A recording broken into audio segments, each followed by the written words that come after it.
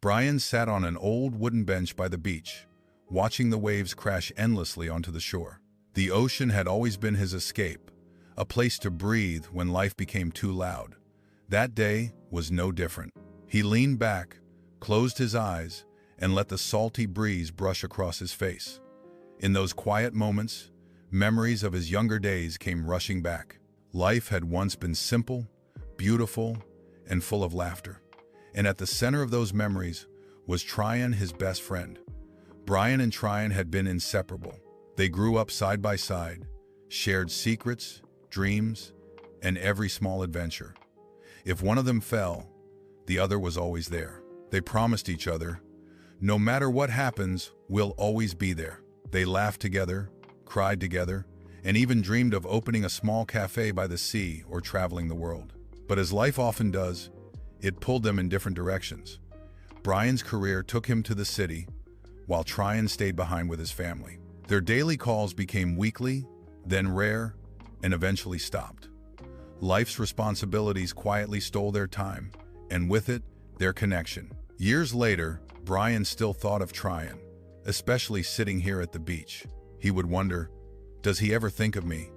Yet he never reached out. Pride and busyness held him back. That evening, as he sank deeper into memories, his phone buzzed. The screen showed an unfamiliar number. Curiosity stirred, and he answered. "Hello?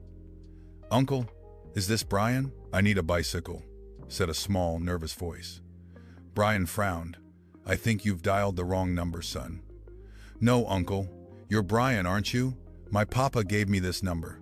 He said if I missed him and he was no longer here, I could call you because you'd be there." Brian froze.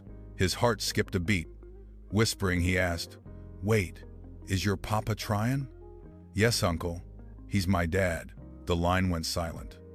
The boy had hung up. Brian sat on the bench, heart pounding. Memories of childhood games, teenage dreams, and promises made decades ago rushed back. Tryon was gone, but he had left something priceless: trust. Even in his absence, he had ensured Brian would remain a part of his son's life. The next morning, Brian found Tryon's home. Tryon's wife met him in the garden, smiling through tears. "Brian, he spoke about you until his last day," she said. A little boy ran forward, froze, and whispered, "Uncle, it's you." Brian knelt, hugged him, and whispered, "Yes, and I promise I'll always be here, just like your papa said." At that moment, Brian realized friendship doesn't vanish with time. It waits in saved numbers, in memories, in children carrying a parent's love forward. Friendship doesn't end when we stop talking. It waits in quiet courage, in forgotten numbers, in benches by the sea, and in the echo of love passed from one generation to the next. And sometimes, all it takes is one call to remind you that you were someone's forever. If this story touched you, give it a like, share it, and subscribe for more real, human stories about love, connection, and life.